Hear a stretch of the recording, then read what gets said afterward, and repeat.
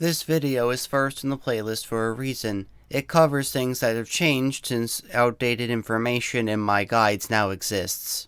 Barely over a week old and already having to do this stuff.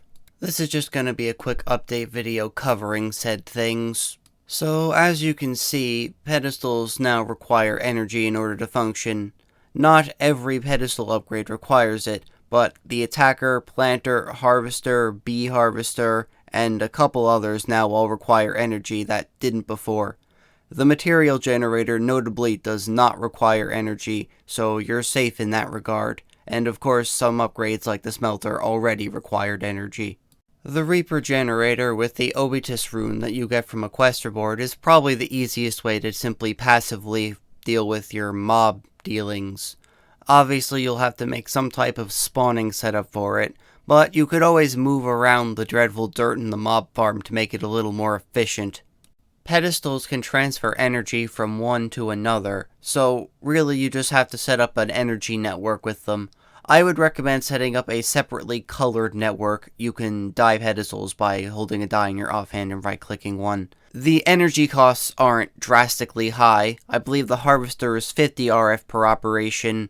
The attacker is 100 RF per hit. It's definitely doable with a passive Reaper generator, or perhaps a peat generator that has connections to each of your pedestals. If you fill it with a stack of enriched peat, it'll probably last you a really long time. Much like anything involving pedestals, simply use the linking tool to connect them and they'll send their energy. Another note is that pedestals require tools now. The tools don't take durability, but they don't come pre-packaged with the tool either. Stone does the job in most cases, but with the attacker you'll obviously want a fancy sword. On 1.2.2, there's this quark feature that has 3x3 harvesting with a hoe that will ruin your harvesters. Don't worry about it, it should be fixed in the next update, and then it'll only harvest one block at a time. This feature is obsolete to ulti-mine anyway, so don't worry about it. It was removed because, as you can see, it removes ungrown crops, and we can't have that. Much like the harvester needs a hoe, the attacker requires a sword or something, but you're already giving it a sword, so not that big of a deal. I'm just demonstrating that it in fact uses 100 RF per operation. This is definitely something you can afford as long as you're generating some power passively. Of course, the Reaper generator will be killing everything so that your sword doesn't do much, but that's not really the point. You'd probably have two separate mob farms for this kind of thing anyway. I've heard that if you give a redstone tick update to Dreadful Dirt, it will spawn faster, so maybe set one of those up.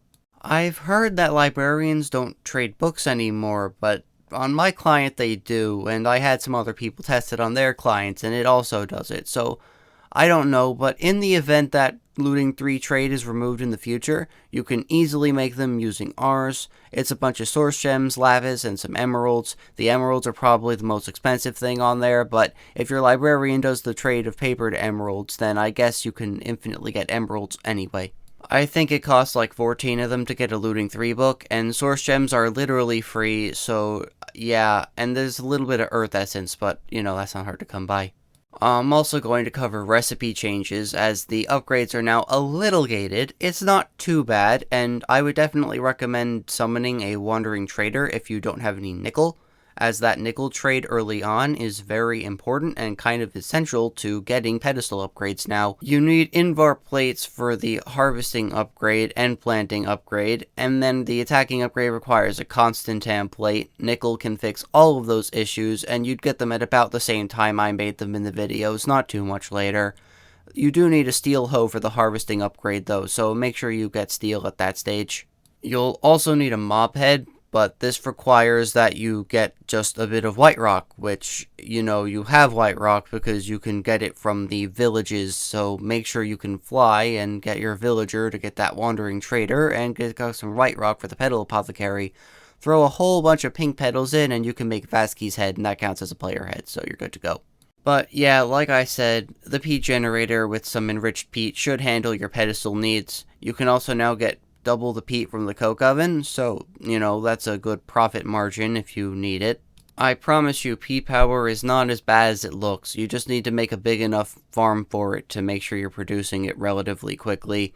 especially if you're using the cold coat to get as much peat bog as possible.